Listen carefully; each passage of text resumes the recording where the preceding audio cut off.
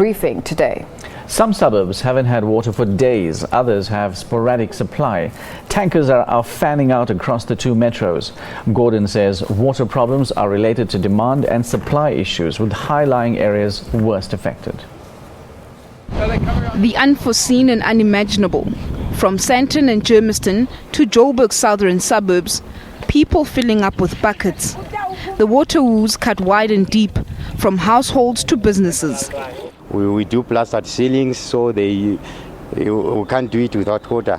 The productivity has been affected when we are not likely not to meet our target because there is no water, and we have been delayed. And you always know that those whom we are working for, they will deduct because they gave us a deadline.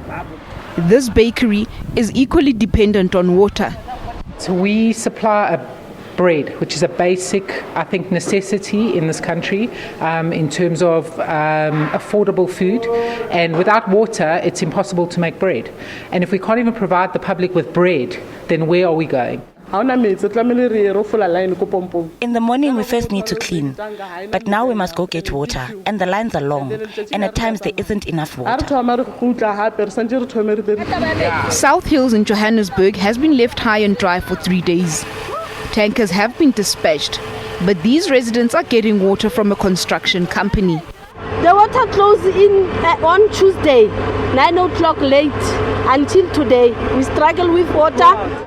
Still, authorities insist this is not a crisis, only demand outweighing supply. The drought and the issues we have in Joburg are not connected at this stage. There are other issues, and in particular, there are issues of extraordinary demand, which we have to cope with in this particular environment. There are other parts of the country where drought is a factor. And more appeals for limited usage. The reality is that, in fact, whilst the people in the high-lying areas are being affected, those in the low-lying areas are not taking into account the fact that we are not in a situation where we have abundant water, so to say. So whilst we receive our water in a normal way, it doesn't mean that, in fact, we're not facing challenges.